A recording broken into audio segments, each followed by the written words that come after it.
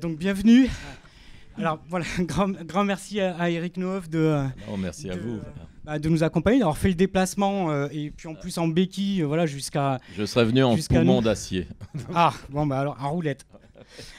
Et voilà, donc pour nous présenter ce petit éloge amoureux des cinémas, édité par Priva, et je salue Dominique qui est là, voilà.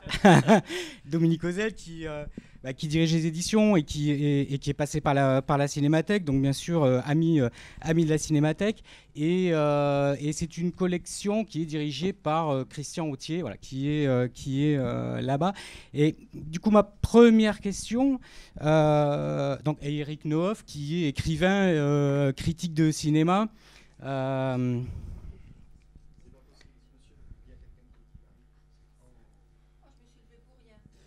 Bon, pardon, je vais.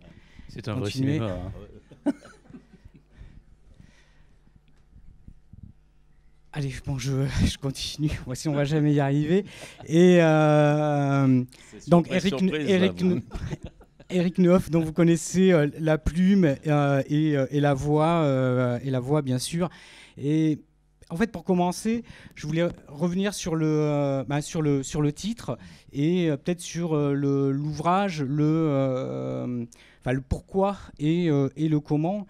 Donc, Petit éloge amoureux, c'est une collection. Donc, il y a différentes entrées. Et là, c'est Petit éloge amoureux des cinémas. Et ce qui me pose la question, c'est des cinémas. Et je sais que dans le livre, on part des cinémas, la salle de cinéma, mais les cinémas, ce sont aussi les cinématographies. Me semble-t-il que les deux se mêlent. Et ma première question, c'était est-ce que c'est une sorte de commande que Christian vous a passé, ou en tout cas ou dans un échange, et du coup comment on aborde cette question là des cinémas?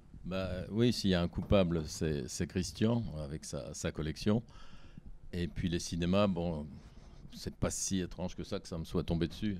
Non, bien sûr. Et non, j'étais tout à fait ravi de me lancer là-dedans. Et comme vous dites, c'est passé des salles de cinéma peut-être aussi au cinéma, soit au pluriel, soit avec un C majuscule, parce que effectivement c'est lié. Et les cinémas, c'est comme des cailloux du Petit Poucet, les salles où on a vu les films. Ça vous permet de vous souvenir d'un tas de choses, de revenir sur vos pas.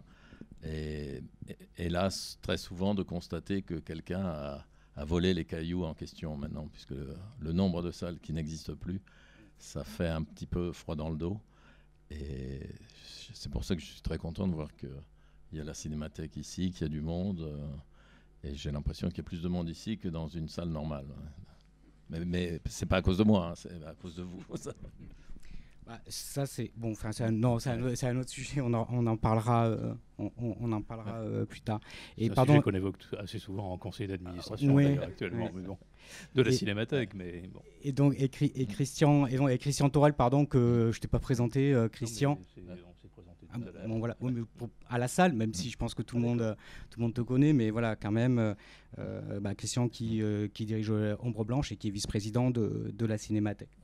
On se disait que peut-être on n'était pas trop de deux pour essayer de discuter avec. Non, mais ça me touche vous. aussi, parce que quand j'étais étudiant à Fermat, là, en Hippocagne, je passais tous les matins devant la librairie Ombre Blanche, qui était beaucoup moins immense que celle d'aujourd'hui, mais au même endroit déjà.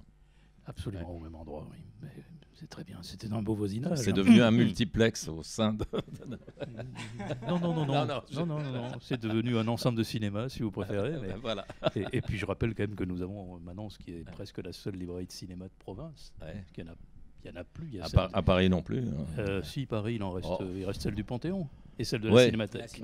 Ouais. Et puis à Lyon, celle de l'Institut Lumière. Ouais. Et je pense que c'est tout. Ouais. Quand on sait combien les librairies de cinéma avaient fleuri dans les années de la cinéphilie, mais ça on y viendra tout à l'heure. Voilà encore une chose qu'on aurait pu écrire à l'imparfait, puisque vous écrivez quand même beaucoup à À l'imparfait. Oui, oui, oui. Le livre l'est aussi. À quand le volume 2 pour le futur? Futur, à mon âge, ce serait trop court, le livre. C'est pas grave, vous pouvez toujours écrire au futur, au futur pour les autres. Antérieur. Alors moi, à la lecture de ce livre, on s'est un peu partagé les choses avec Franck, et à la lecture de ce livre, je me suis dit que ce serait peut-être pas mal de vous entendre sur des dualités. Et la première, elle serait Paris versus la province. Parce qu'il me semble qu'on a sadé dans la première partie du livre de façon très, très appuyée, et je pourrais citer 2 très courts passages. Face à l'ennui provincial, 2 échappatoires s'affrontent, la révolte ou la rêverie. La seconde avait notre faveur. Nous frissonnions dans l'ombre. Les films étaient les chefs-lieux de notre imagination. Ah oui, je crois que c'est assez vrai. Non, mais c'est pas tellement Paris contre la province, c'est Paris. Il y a une différence grâce à la province. C'est que Paris, depuis très longtemps, règne dans l'imaginaire des provinciaux, surtout à l'époque, à cause du cinéma entre autres, parce que moi j'ai grandi dans une ville qui s'appelle Cahors, et pour aller au cinéma, c'était compliqué. Les films sortaient 6 mois après Paris. Et les cinémas étaient pleins quand même. Pas à Cahors, non. Moi j'étais à Castres, ils étaient pleins. Ah bah oui, bah alors, vous avez de la chance. Non, et les films... on a le même âge ou environ. Les films étrangers étaient en version doublée. Oui, ça c'est vrai. Et il n'y avait pas de séance permanente. C'était du mardi seulement le soir jusqu'au dimanche après-midi, parce que le dimanche soir, il n'y en avait pas. Et il y avait 3 salles. Donc, et les films restaient 1 semaine à l'affiche seulement. Donc, il fallait y aller la semaine en question. Mais on piaffait d'impatience parce qu'on avait lu les critiques dans les journaux, écouté Le Masque et la Plume à l'époque. Et il fallait attendre tous ces mois pour voir les films en question. D'où cette boulimie de Paris qui, aux vacances, permettait de combler le retard, de voir un tas de films, 4-5 films par jour au Quartier Latin, en faisant un gymkhana d'une salle à l'autre. Et c'était vraiment quelque chose d'épatant. Mais moi, d'ailleurs, on n'a plus le droit de dire province, il paraît maintenant. Il faut dire région, j'ai appris. Alors justement, Paris... les territoires, c'est encore mieux, ça. Vous l'écrivez au début de ce chapitre consacré à Cahors, pas si consacré à Cahors que cela. D'ailleurs, pour le provincial que je suis, Paris est une ville en VO. Ouais, aux vacances scolaires, le programme est simple. Le Capitole, terminus, gare d'Austerlitz. Dans les gares, on part pour le bord de mer ou à la guerre. Moi, c'est pour aller au cinéma. Ben oui. Mais comme ça, le cinéma, c'est à la fois des vacances et puis le service militaire, hein, pour certains. On apprend un tas de choses en allant au cinéma. Moi, par exemple, comme un tas de garçons de ma génération, je n'aurais jamais su comment embrasser une fille si je n'avais pas vu de film. Hein. Je n'aurais pas su m'y prendre. Hein. C'est vrai. Ouais.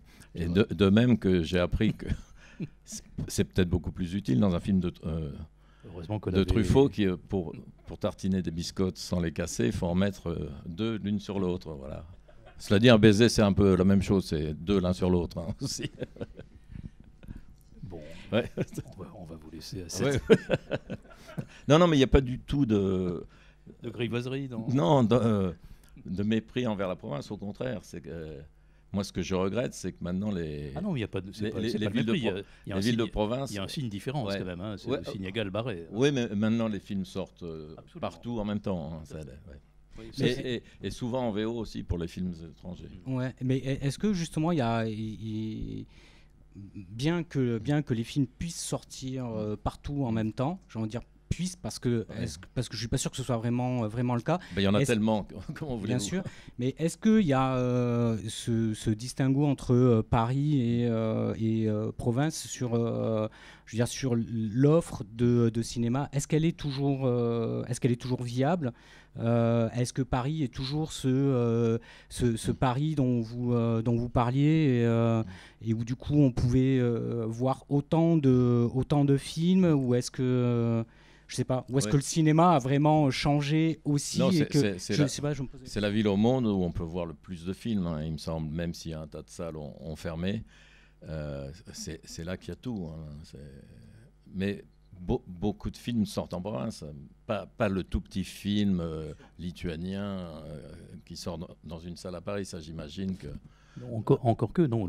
C'est le temps long à Paris, effectivement. Ouais. Les films peuvent rester très très longtemps. De moins en moins. Oui, mais on peut le retrouver dans un cinéma un peu plus loin. Un petit peu. Mais il y a...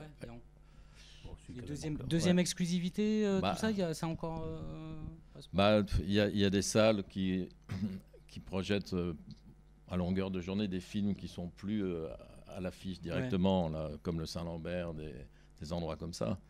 Mais c'est vrai que quand on veut voir un film, on a intérêt à être vigilant et à y aller la première ou la deuxième semaine. Oui, alors, deuxième chapitre de ces dualités, ce sera sur la cinéphilie, évidemment, sur cette légende positive contre les cahiers. Voilà, quand même, ce sont des revues qui sont nées dans l'une en 1951, on aurait oublié, et 1952. Voilà, et donc... Bon, je passerai sur les cahiers parce que quand même ça me fait un peu mal, mais voilà. Donc à la caisse, j'achète mon premier positif introuvable en province. Vous êtes sûr que le premier positif il est introuvable en province? Là, j'ai trouvé le premier que j'ai acheté en 73 à la maison de la presse de Cahors. Donc je l'ai acheté au Saint-André-des-Arts. Vous l'avez dit à Michel Simon que oui. Il a rien. C'était la couverture, c'était Sean Connery dans Zardoz, et c'était un numéro qui était violet, et j'avais rapporté ça chez moi avec une fierté, et après je m'étais abonné. Alors justement, Franck, à propos de la cinéphilie, des revues et de la critique. Positif était, si j'ose dire, à la maison il n'y a pas longtemps. Oui, c'est vrai, il y a Bin qui était là. C'était la semaine dernière, ou il y a 2 semaines. Enfin, c'était. Non, je crois que c'était la semaine dernière. Non, moi je me posais une question, du coup, par rapport à la critique. J'ai noté, parce que j'aime beaucoup cette phrase, à propos des salles, vous les comparez à des stations-service au bord des nationales. Et je trouvais ça à la fois une belle image, et en même temps très, très, très dur aussi, parce qu'il y a ce côté un peu... oui, mais c'est beau, une station-service abandonnée, c'est comme... un tableau d'Edouard Hopper, un petit peu. Oui, bien sûr. Non, mais c'est pour ça je trouve que Et puis maintenant, pour faire le plein, il faut aller dans un hypermarché, et le cinéma, c'est souvent la même chose. Ouais. Ah si, les Kinépolis, les multiplex, ces trucs-là. Et puis en plus, c'est des endroits où on entre, ça sent le popcorn, le Coca-Cola. Et moi, je ne peux pas m'empêcher de penser à ce que disait Boris Vian, qui déjà à l'époque avait constaté il y a des gens qui vont au cinéma pour faire leur marché, et c'était tellement vrai, parce que maintenant je pense que les gens ils vont pour goûter, pas pour regarder ce qui se passe sur l'écran, enfin dans ces salles là en tout cas. Et non, du coup je me posais la question de la même manière en fait de la critique, c'est-à-dire où en est justement la critique, comment vous la voyez aussi par rapport à... je veux dire, s'il y a une déshérence des salles, y en a-t-il une aussi de la critique? Je veux dire de la critique traditionnelle, sérieuse, c'est-à-dire publiée, etc. Alors qu'aujourd'hui, comme les salles doivent faire face à la concurrence de plateformes, c'est-à-dire d'Internet, la même manière, fait Flores des critiques via YouTube ou autre. Voilà. Et c'est un autre rapport. Et comment vous, dont c'est la profession, comment vous situez par rapport à ça? Comment vous le sentez? Y a-t-il une évolution possible? Je ne sais pas, c'est une question que je me pose. À mon avis, les critiques, entre guillemets, qui écrivent, qui publient sur Internet, leur idée, c'est d'être publié sur papier. Oui. C'est ça le but. Parce qu'ils savent que sur Internet, ça n'existe pas. C'est comme un journal intime qui reste dans un tiroir. Et qu'effectivement, les revues de cinéma, il y a un rédacteur en chef, il y a un correcteur, il y a quelqu'un qui lit votre papier. Et donc ça, vous n'écrivez pas de la même façon que quand vous tapez votre blog directement en l'envoyant dans la nature. Et je pense que ça change la façon d'écrire, ça demande un petit peu de réflexion. Et puis il y a aussi la critique, ce que j'appelais sérieuse, universitaire. Il y a la critique d'humeur, il y a la critique d'information, mais la place dans la presse généraliste est de plus en plus réduite. Il y a de plus en plus de films, donc comment parler de 15 films par semaine, c'est absolument impossible. Et il faut lutter contre ça, oui, et ne pas mettre sur un pied d'égalité le blogueur qui envoie ses trucs sur Allociné et quelqu'un qui écrit dans Positif. C'est vraiment pas la même chose pour moi. Mais du coup, est-ce que le lectorat suit ? Parce que en vous lisant, je vois bien que justement la critique à un moment donné, c'est de se dire, j'en ferai mon métier quelque part. Il y a vraiment ce désir, d'écrire, et où c'est une vraie profession. Moi, je me rappelle quand j'étais jeune, c'était important aussi la critique, d'aller lire. Et j'ai l'impression qu'aujourd'hui, c'est plus forcément le cas. La jeunesse n'est peut-être plus abonnée à Positif ou au Cahier, par exemple, quoi, c'est pour probable, citer les plus anciens. Quoi. Je crois que, mais peut-être que la cinéphilie est quelque chose qui est devenu une niche, et pourquoi pas, c'est pas plus mal. C'est le côté nom de la rose des chartistes, c'est bien des spécialistes comme ça entre eux, comme une secte, et pourquoi pas. De toute façon, une revue, un livre, au-delà de 5000 lecteurs, ça bascule dans le malentendu. Donc, il vaut mieux être 5000 qui savent de quoi ils parlent et qui aiment ce qu'ils voient, que 200 000 qui y vont comme ça, comme ils achèteraient un Esquimau. Oui, mais enfin, quand même, la cinéphilie dans les années, on va dire 60 et 70, pour le faire court, et avec ces deux revues nées au début des années 50, elles ont eu quand même la vertu, toutes les deux, d'ouvrir à la réflexion. L'une, plus particulièrement, était essentiellement nourrie d'histoire, c'est positif, et elle ouvrait à la connaissance de l'histoire, par l'histoire du cinéma. L'autre ne se privait pas de cela, et elle ouvrait aussi à la théorie, les cahiers du cinéma. Donc les deux... Et les cahiers du cinéma conduisaient à la pratique aussi. Oui, et en plus ils ont conduit à la pratique, c'est ce que j'allais vous dire. Donc, alors que Positif, voilà, pratiquement pas. Absolument, mais donc quand même ces deux, elles ont... Mais celle qui reste, c'est Positif, à mon avis. Peu importe, non, celle qui reste, c'est Positif, mais les cahiers, ils ont ouvert à la pratique du cinéma. Et non, finalement, mais aujourd'hui. Oui, mais d'accord, mais alors, on aimerait qu'aujourd'hui, ils ouvrent à la pratique de l'écriture. D'accord, mais enfin, ce qui va rester profondément des cahiers, c'est aussi tout ce que les critiques des cahiers ont fabriqué et nous ont le monde qu'ils nous ont ouvert avec leurs images. Donc, oui, mais c'était sans doute une époque où le cinéma était quelque chose qu'on découvrait. Il y avait eu la guerre, tous les films américains qui avaient été interdits, et c'était la première génération qui s'était aperçue que le cinéma pouvait être un art, vraiment. Oui, mais il y avait aussi un public pour les lire. Oui, voilà. Et un public pour aller voir les films, en plus. Et pour aller voir c'est ça qui était miraculeux. Il y avait beaucoup moins d'offres, mais c'était peut-être une époque comme quand on a vu les débuts du rock ou de la bonne pop musique, c'était nouveau. Et après, on est peut-être entré dans l'ère du recyclage, et je ne sais pas, j'ai l'impression, moi, que un cinéphile aujourd'hui, c'est quelqu'un qui a vu le Grand Bleu et pas Citizen Kane, et dans le meilleur des cas. C'est ça qui m'inquiète un petit peu, qu'il n'y ait plus ce socle, cette curiosité d'aller voir les choses qui existaient avant, et pour comprendre d'où viennent les films. Mais d'ailleurs, je ne suis pas sûr que les metteurs en scène aujourd'hui aient vu autre chose que le Grand Bleu en France. Alors c'est sûr que le Grand Bleu, on ne va pas l'attacher à ce qui était le grand domaine des cahiers du cinéma, la politique des auteurs. Ouais. C'est sûr qu'on ne va pas mettre chez Besson ce terme de politique. Il n'y a pas de politique d'auteur. Non. Alors ça, vous pensez que même si vous regardiez ça, vous, avec une certaine prévention, et on le lit dans ce livre, donc cette politique des auteurs des cahiers, vous ne pensez pas qu'elle manque quand même très profondément aujourd'hui ? Oui, mais vous prendriez qui comme auteur ?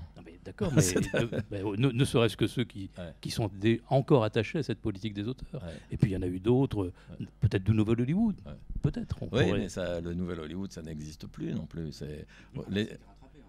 Non, mais et par eux-mêmes d'ailleurs, c'est marrant parce que c'est Lucas et Spielberg qui faisaient partie de cette bande qui ont tué dans l'œuf le vrai cinéma pour en faire quelque chose un parc à thème généralisé. C'est ça qui est. On aurait peut-être pu récupérer des Américains des années 70, je sais pas, Sidney Lumet et autres. Pour les rattacher à cela. Ça se produit un petit peu, ça aussi.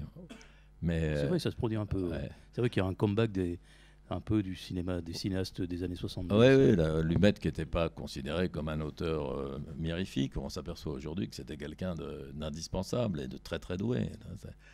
Mais là encore, ce serait se tourner vraiment vers le passé. Je ne vois pas les auteurs comme ça qui mobiliseraient et qui déclencheraient une cinéphilie. Il y a des auteurs asiatiques quand même. Ceux-là, ils ont une vraie politique d'auteur. Ouais.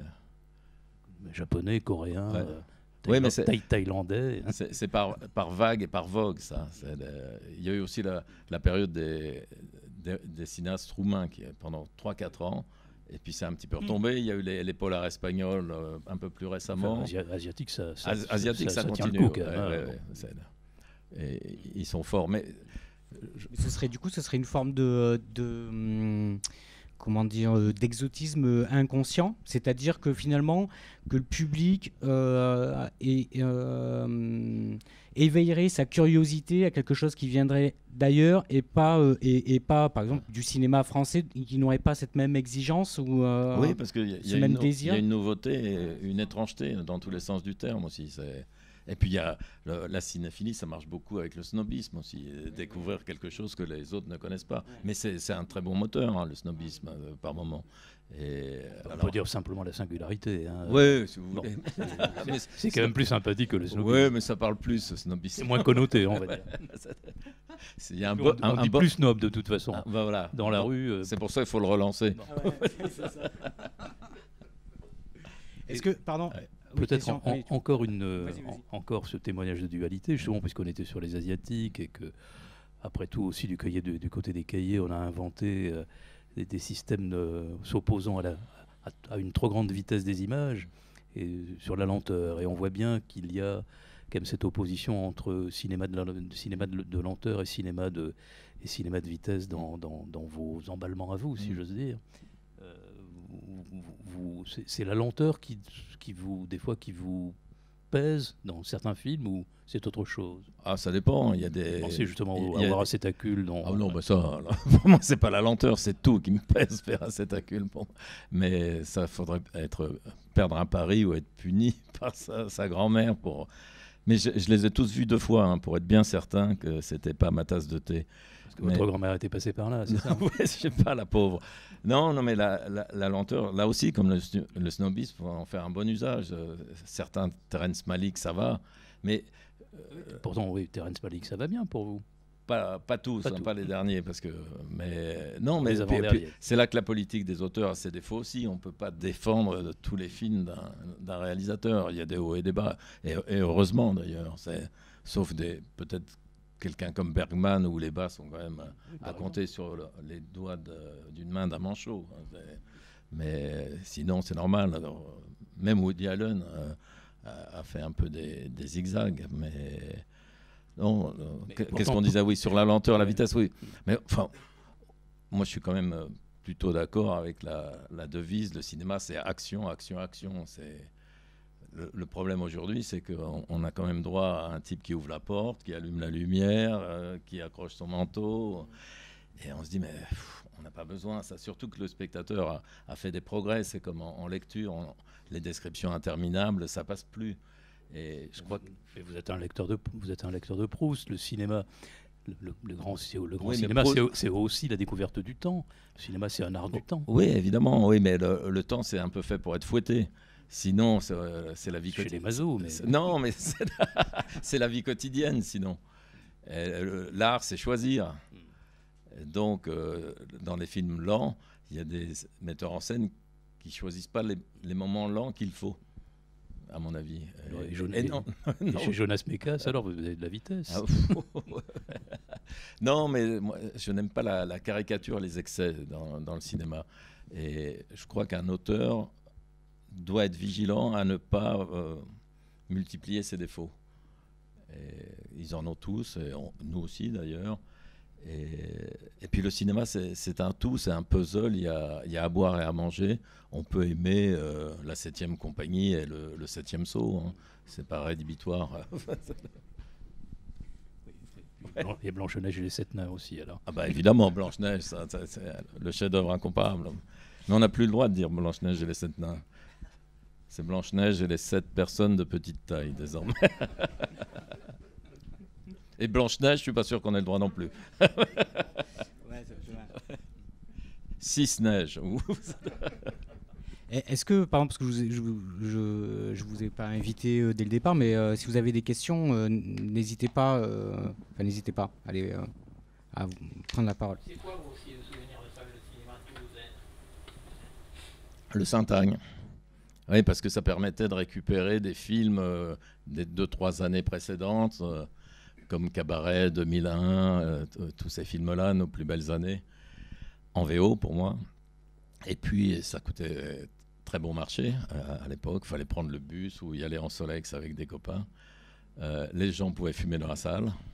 Donc, on ne savait jamais si c'était un effet stylistique du metteur en scène ou si c'était des gitanes qui envapaient l'atmosphère. Et non, puis c'était une époque où le cinéma était un espéranto. Les gens, on citait un titre de film, les gens savaient de quoi on parlait, les trucs qui venaient de sortir. On pouvait s'engueuler sur Le Dernier Tango, sur La Grande Bouffe, sur La Combe Lucien. Aujourd'hui, quand vous demandez aux gens quel est le dernier film que vous ayez vu, c'est un silence d'huître. Hein. Les gens ne savent plus. Et on parle de tout à fait autre chose quand on est en groupe. C'est ça, moi, qui me désole un petit peu. Moi, je me rends compte, par exemple, que souvent, c'est la série a remplacé le cinéma. Justement, dans des discussions, dans des discussions de groupe. Ouais. Mais je pense que les séries, les gens ne savent pas du tout qui les a fabriquées. Et je sais pas, parce que moi, je ne regarde pas, donc souvent, je me sens un peu abandonné dans ces moments-là. Mais par exemple, est-ce que c'est quelque chose qui fait du mal au cinéma ? Je pense pas, non. Non, je sais pas. Non, je crois pas. Non, ce qui fait du mal au cinéma, c'est que les gens n'y aillent plus et que ne prennent plus ça au sérieux. Et ce qui fait surtout du mal au cinéma, c'est la surabondance de films. Il y a une espèce d'écœurement, et puis surtout de voir tous ces films qui sont absolument pas nécessaires. C'est décourageant au bout d'un moment pour les gens. Moi, je comprends que quelqu'un qui va voir, je sais pas, un film d'Olivier Assayas, mettons, ce qui n'est pas le pire, il ne retourne pas au cinéma pendant 6 mois s'il y est allé avec sa femme et ses enfants. Et puis le nombre de films qui ne méritent pas le grand écran, c'est ça aussi le problème qu'on peut très bien voir sur sa télévision sans perdre grand-chose. Mais est-ce que ça veut dire du coup que ça veut dire que c'est un problème de production ? En qu'il France, il y a trop Bien de sûr, ouais. qu'il y a vraiment. Quel pays a besoin de 280 films nouveaux par an ? Ça n'existe pas. Ça. Mais même le patron de Pathé commence à le dire, ça, que c'est pas normal et que ça va pas. Deneuve aussi a parlé de ça. Comment voulez-vous qu'il y ait suffisamment de talent pour faire 280 films intéressants, et surtout dans ces conditions-là où sur un film, plus personne ne prend le moindre risque. Même le producteur est salarié. Alors tout le monde s'en fiche. C'est pour alimenter j'allais dire les DVD, mais ça c'est terminé, mais les chaînes de télévision, etc. Un film qui est déjà remboursé avant de faire un fauteuil, il y a quelque chose qui cloche. Il ne peut pas y avoir de passion là-dedans. Je sais pas, il faudrait que le producteur aille jouer la paye de son équipe au casino parce qu'il n'a plus un sou, que le réalisateur hypothèque son appartement pour faire le film qu'il a envie de faire, qu'il y ait du danger, du désir, de l'urgence, au lieu que ce soit je vais toucher mon chèque à la fin du mois, comme aux acédiques. Je trouve ça triste, oui. Moi, je regrette l'époque des producteurs flamboyants qui misaient le tout pour le tout et qui gagnaient des fortunes ou qui se retrouvaient sur la paille. Là, ça fait travailler des techniciens et des intermittents du spectacle. Hein. Je veux dire, c'est aussi une industrie. Oui, effectivement, mais comme vous le disiez, quand on voit sur les marchés aux puces les DVD, parce que c'est pas la France. La France est très pâle par rapport aux États-Unis. Ouais. Le nombre de choses complètement inconnues. Ouais. Vous voyez un lot de 50 DVD, vous en connaissez même pas 2 sur les 50. Il y a un tas de films qui sortent directement en DVD. C'est ça, qui sortent directement en DVD. Et puis l'explosion des chaînes de télé. Ouais. Donc, non, c'est vrai que c'est terrible. Après, le mot nécessaire, qui dit que c'est nécessaire ? C'est le problème. Donc, il y a une industrie qui fabrique des machins inutiles peut-être, mais Oui, mais on des n'est machins. on n'est pas obligé d'aller les Moi- voir. Oui, mais c'est ça que le problème. L'industrie, c'est peut-être fait pour fabriquer des machins inutiles, mais que les gens achètent. Et avec le cinéma, ils ne l'achètent pas. Alors donc, c'est nécessaire ni pour ceux qui le font, ni pour ceux qui sont censés Oui, le problème voir. est peut-être ce que disait Ouais. tout à l'heure Franck à propos des intermédiaires et donc de la critique. C'est-à-dire qu'à un moment donné, il faudrait aussi que les gens se remettent avant Ouais. même d'aller tenter, d'aller tenter de s'emmerder ou de s'ennuyer au cinéma ou de détester le cinéma, peut-être juste Ouais. qu'ils recourent à des... peut-être aller écouter France Inter, je ne sais pas si c'est toujours le dimanche soir, ça n'a pas été déplacé, non, Non. Bon. Touchons du bois. Oui, Non, bah, puis c'est il y a que la télévision, il y avait, je me souviens, le cinéma de minuit et le vendredi soir, Claude Jean-Philippe, et ça fait office de cinémathèque pour la France entière. C'était fabuleux, l'éventail de chefs-d'œuvre qu'on avait. Et puis c'était la seule façon de les voir à l'époque, ces films-là. Aujourd'hui, ce qui est bien, et peut-être dramatique dans un sens, c'est qu'on peut voir n'importe quel film tout le temps, avec les plateformes, les VOD. Bon, bah, je pense que les gens vont d'abord aller voir les tuches ou ces trucs-là, mais si vous voulez voir... moi, hier, j'ai vu un film avec George Sanders que je ne connaissais pas, L'Oncle Harry, et ça permet ça aussi. Mais c'est un film dont je peux parler avec personne, parce que personne ne l'aura vu en même temps. Mais du coup, ça veut dire qu'il y a un problème il y a un problème de prescription. Ouais, C'est-à-dire d'avoir une autorité, c'est peut-être pas le mot, c'est un mot qui a une mauvaise connotation, mais c'est-à-dire quelqu'un à un moment donné qui peut nous guider, parce qu'effectivement tout est abordable aujourd'hui, sauf que en gros on est un peu désarmé, on va dire le public peut être désarmé face à tout ce qui est accessible. Mais c'est là qu'il y a besoin aussi de personnes qui sont là pour essayer de passeurs, exactement. Mais j'ai l'impression que des fois aussi qu'il y a le refus, il y a un refus justement de prescripteurs quelque part, de cette autorité. Il y a des prescripteurs formidables, ça s'appelle des salles de cinéma. Je veux dire, on a confiance dans l'ABC, ou on a confiance dans l'American Cosmographe, on a confiance dans Utopia. Je veux dire, ce sont des lieux de prescription. L'ABC existe toujours, là. L'ABC à l'époque ouvrait, c'était les premiers Wenders, je me souviens. Et La Terre de la Grande Promesse de Vajda. Tant mieux aussi. Mais il y a l'offre, mais il faut que les gens sachent et aient envie d'y aller. Et qu'ils aient envie d'en parler avec leurs amis, que ça veuille dire quelque chose, que ce ne soit pas comme ça une goutte dans l'océan. Mais c'est peut-être un truc de vieux con, ce que je raconte là. Une petite question pour votre période cadurcienne. Oui. Charançon ou Bory? J'étais très Bory, moi, à l'époque. Parce que je le trouvais marrant, j'aimais beaucoup ses critiques dans le Nouvel Obs. Mais avec le recul, il avait un goût de chiotte. Il détestait le parrain. Il se gourait pratiquement sur tout. Mais pour paraphraser l'histoire de Sartre et Aron, il valait peut-être mieux avoir tort avec Bory que raison avec Charançon. Mais là aussi, des empoignades Charançon-Bory, c'était quelque chose. Ça prouvait que... Et les gens adoraient ça. Mais parce que ça parlait de films, de choses que les gens connaissaient. Il y avait 5-6 films par semaine qui sortaient. Et, si, pas plus. Mais c'est suffisant, d'ailleurs. C'est suffisant pour pouvoir s'engueuler, justement. Oui, non, puis c'est suffisant. Ça fait un film par jour à voir, pratiquement. Oui, mais... Vous voyez combien, vous, finalement, par jour? Moi, j'en vois 10 par semaine, à peu près. Mais c'est trop. Hein. Ouais. Vous en avez la mémoire? Ou alors heureusement, non. Non, j'ai la mémoire heureuse, donc j'oublie ce qui ne me plaît pas. Je crois qu'il y a une question. Alors, allez-y, et puis après. Mon film préféré est insincère, parce que des films qui ne sont pas cotés, mais qui peuvent nous parler. Moi, ça m'arrive. Juste dans votre film, parce qu'il y en a plusieurs, je pense, pour moi aussi. Sincèrement. Je sais pas. Five Easy Pieces avec Nicholson. Des choses. Les gens de la pluie de Coppola.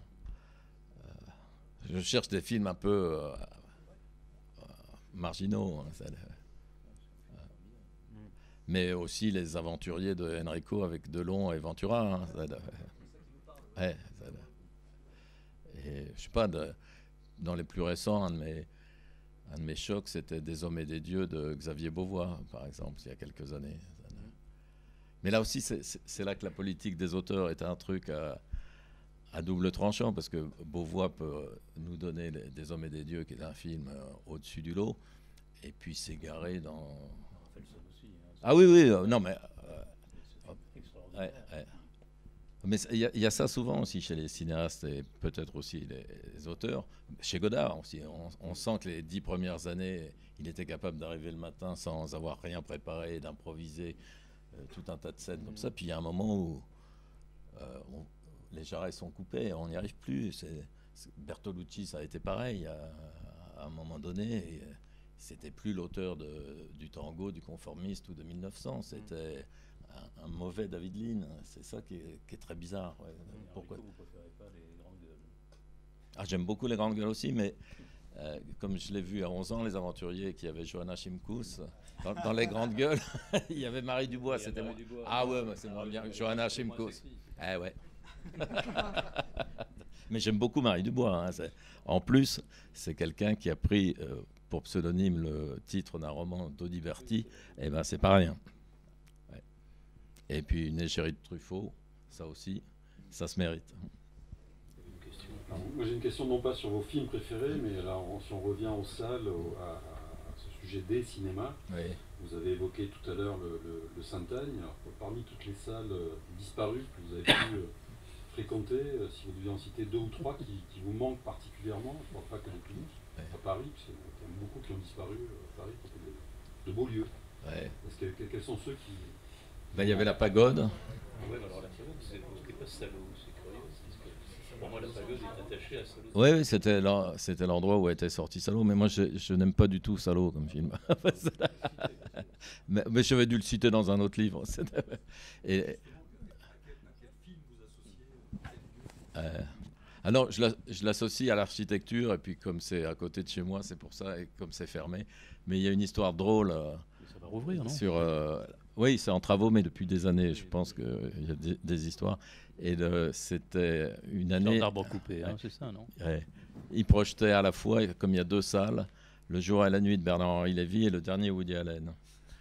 Et Alain Rioux, le critique du Masque et la Plume, qui roule toujours à vélo, était arrivé, avait attaché son vélo à la grille, et il y avait une queue gigantesque devant le cinéma, et le directeur de la salle qu'il connaissait lui dit « Si c'est pour Woody Allen, c'est complet. Si c'est pour Bernard-Henri Lévy, vous pouvez y aller même avec votre vélo. »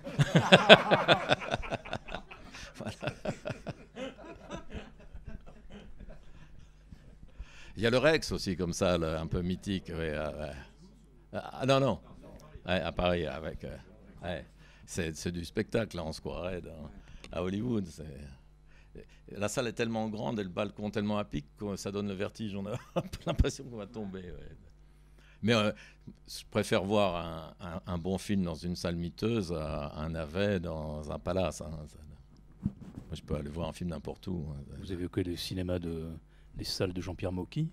Ouais, le Brady, et puis le Desperado, la rue des Écoles. Ouais.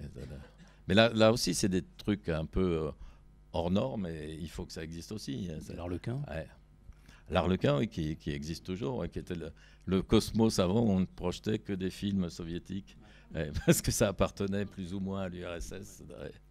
Non, il y a des salles comme ça. Mais elle continue, celle-ci.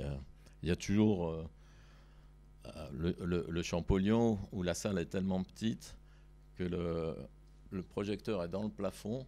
Il y a un miroir incliné en dessous et ça envoie l'image comme ça. Enfin, techniquement, je ne sais pas comment ils se débrouillent.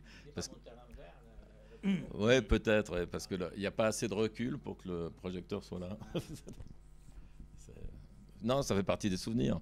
Et puis, il vous arrive un tas de trucs. Moi, je me souviens que j'avais vu à Toulouse un cinéma Place Esquirol. Je me demande s'il ne s'appelait pas le Français. Ouais. J'avais vu La Maman et la Putain, là. Et j'avais vu Soleil Vert. Et tout d'un coup, on voit plein de trucs psychédéliques sur l'écran. Je dis, ah ouais, ça y est, là, ça y est. Et c'était la pellicule qui brûlait.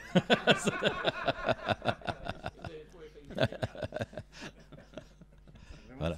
Ouais. Bah, Richard Fleischer, là aussi, c'est quelqu'un qu'on peut ressortir du lot aussi. Ah oui, Richard Fleischer, oui. Ah ouais. Oui. Qui a inventé le split screen, comme on dit en français. Ouais. Est-ce que vous avez d'autres questions? Parce il est déjà moins 10. On avait dit qu'on partirait peut-être sur des extraits pour aller sur la dernière partie du livre. Vous avez Qui n'empêche pas après de poser. poser. D'autres souvenirs, la salle de Toulouse Qu'est-ce que j'ai...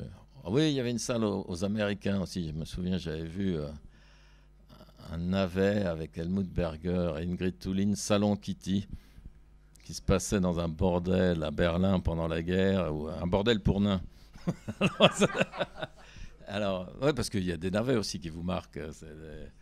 Et c'était drôle. Si, puis il y avait l'exorciste au Trianon, là. Ouais. Il passait l'exorciste et je me souviens, il y avait un quart de police secours devant la salle parce que soi-disant les spectatrices s'évanouissaient, mais je pense que personne n'est jamais tombé dans les pommes en voyant ce film. Mais ça faisait partie de la promotion. Ouais, Il n'avait pas ressorti ça pour. C'est pas pour Titane. Il n'y avait pas une histoire comme ça aussi que genre il y avait au moment de la sortie de Titane qu'il y avait des gens qui s'évanouissaient dans la salle, etc. Oh, mais on doit payer des gens pour faire semblant. Non. C'est un argument qui revient comme ça. Non, mais vous allez avoir tellement peur. La plupart des films, il faudrait payer des gens pour réveiller les spectateurs maintenant.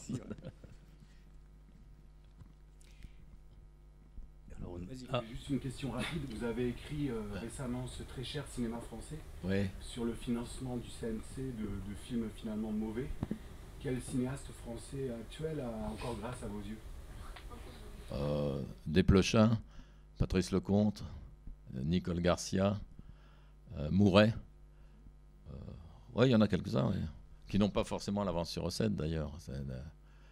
Parce que l'avance sur recette, c'est un truc très vivipare ou ovipare. C'est un réalisateur, un producteur, un acteur, un distributeur qui s'auto-coopte et puis la fois suivante, ils voteront pour les uns et les autres. Mais j'en ai fait partie pendant un an. Il y a un moment, ça m'a évité d'aller au cinéma pendant 2 ans après.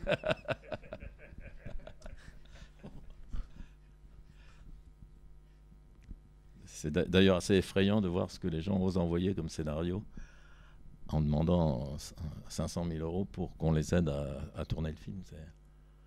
Je n'ose pas imaginer les manuscrits que reçoivent les éditeurs dans ces conditions-ci. C'est-à-dire des scénarios qui sont vraiment pas, même pas du tout aboutis. Ah non. Puis sans sujet, partant dans tous les sens. Ah oui. Justement, est-ce que vous n'avez pas eu le contraire? Vous n'avez pas vu un scénario quand vous étiez là, lu un scénario ou entendu présenter un scénario qui vous semblait mauvais et qui a donné un film étonnant? Non, parce qu'il y avait eu un film de Carax et ça m'a pas semblé bon. Qui n'a pas été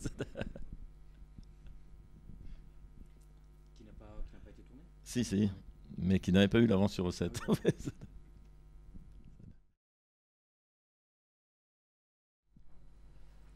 Voilà, Sean Connery. J'ai envie de ne rien ajouter parce que quand on voit ce gars-là sur un écran, on se dit quel acteur. Puis là, c'est un des films qu'il a tourné après sa série des James Bond. Et on comprend pourquoi il est le seul 007 qui a réussi à faire oublier un petit peu son côté agent secret, qui est devenu un acteur à part entière. Parce que c'est... Oui, bien sûr. Ouais. Et ça, c'est un film, The Molly Maguires, Traître sur commande, de Martin Ritt, qui est vraiment une rareté. Et je vous le conseille parce que tout est au niveau est aussi fort que la séquence qu'on vient de voir. Là, ça. Oui, c'est des histoires de syndicats, de sociétés criminelles, de taupes qui s'infiltrent. Et puis surtout, ça fait partie de ces films qui sont réussis parce qu'on voit ce que c'est que le travail. Là, c'est le travail dans les mines de Pennsylvanie. Et ça, c'est une chose qui est très, très importante dans les films. C'est de voir des gens qui ne sont pas en train de fumer des cigarettes dans des cafés, à respirer l'air du temps.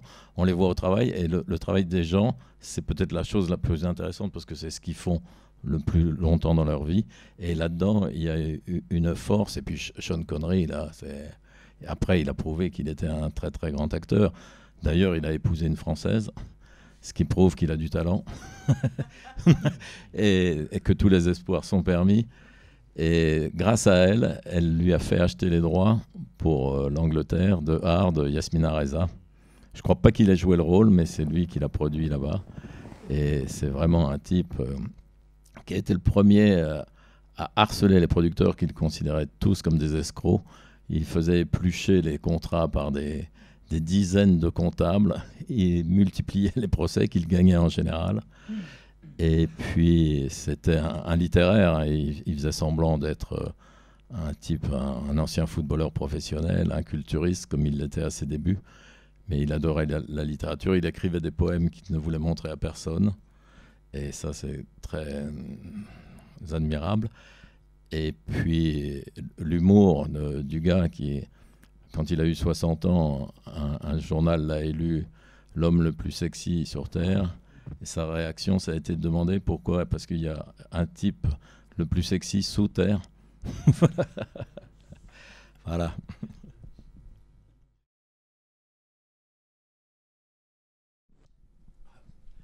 Ouais, on voit qu'Olivia de Havilland n'était pas seulement la cousine Mélanie de Autant en emporte le vent.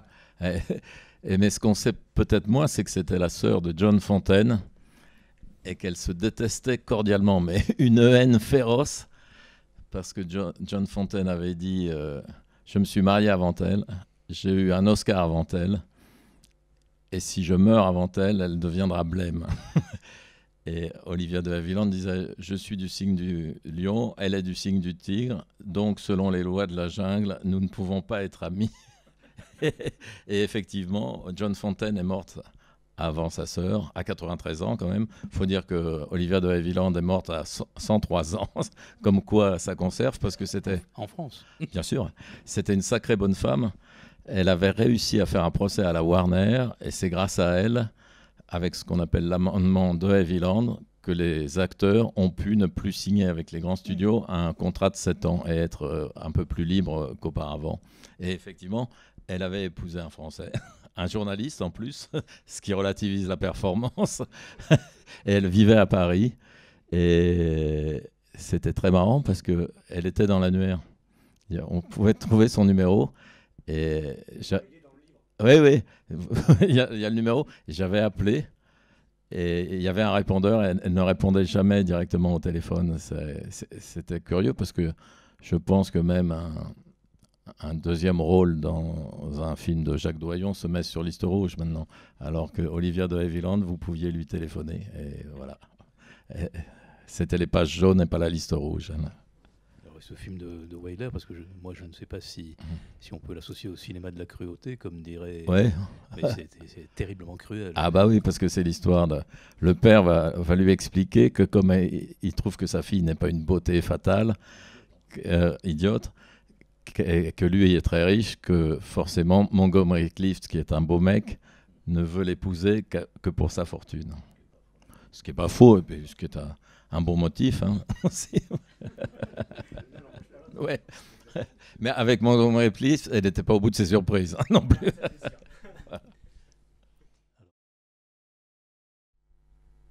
C'est Fleur d'Équinoxe, hein, celui-là. Ouais. C'est un film en couleur et il faut dire que Ozu a eu beaucoup de mal à passer à la couleur parce qu'il adorait le noir et blanc. Et on voit ici toute sa manière, la caméra qui est pratiquement sur le sol, qui filme les gens à la hauteur où ils sont quand ils sont accroupis, comme c'est le cas souvent au Japon.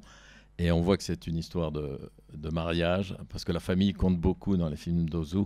Il a compris que c'était la famille, le matériau le plus romanesque qui soit. Il y a toujours des parents dont on ne sait pas quoi faire, des enfants qui sont insupportables, quelqu'un qui veut se marier puis c'est pas le bon moment. Et il y a un film très drôle où les gamins refusent de parler tant que les parents n'auront pas acheté une télévision, je ne sais plus lequel c'est. Bonjour. Et c'est un type formidable qui a toujours vécu chez sa mère, très étrangement. il lui fallait 100 bouteilles de vodka par scénario. Ils étaient deux, hein, il y avait un co-scénariste. Alors quand on sait qu'il a tourné 54 films, si on calcule, ça fait une piscine olympique remplie d'alcool, hein, je pense. Là, et il est mort pile le jour de ses 60 ans, ce qui prouve qu'il a résolu le problème des retraites avant Macron. Il ne s'est jamais remis de la mort de sa mère l'année précédente, d'ailleurs. Il se considérait comme un artisan. Et je crois que cette modestie lui a permis d'atteindre un niveau artistique inégalé et d'avoir des admirateurs aussi inattendus que Paul Schrader, qui a même écrit un livre sur lui. Et sa modestie était si grande que sur sa tombe, il y a le calligramme japonais qui veut dire rien, le néant, ce qui est presque comme la fin d'un de ses films pour moi. Voilà. Et je crois qu'il y a un coffret qui est ressorti avec pratiquement son œuvre complète. Et vous regardez ça et c'est comme si vous voyez en action, en image, un Tchekhov nippon. C'est très très beau. On fera une rétro à l'automne prochain. Ah bah vous avez de la chance. Ouais. Voilà. Je vous l'annonce déjà un peu en avance. Fleur d'automne. Il a écrit, parce que vous en parlez justement. Ah oui, son journal, enfin un genre de journal qui est épatant, plein de petites notes de journal intime pendant toute sa vie, avec une gourmandise. Il y a plein de menus d'histoires de plats, de calamars chauds, et on voit la vie de ce type très, très étonnant. C'est hors du monde, hors du temps, et complètement Monsieur Cinéma. Ouais, ça, non, puis ça fait partie, c'est un peu comme en littérature, à des moments on a retrouvé Henri Calais ou des gens comme ça. Dans les années 80, on s'est mis à découvrir Ozu, qui est devenu un classique et qui n'est pas retombé dans l'oubli, heureusement, parce que ça n'est pas toujours le cas. Grâce à des cinémathèques et des gens comme vous. Et des gens comme vous. Oh. Et des gens comme vous. Ouais. Surtout, c'est important, il ne faut pas oublier ça. Merci beaucoup. Merci à vous.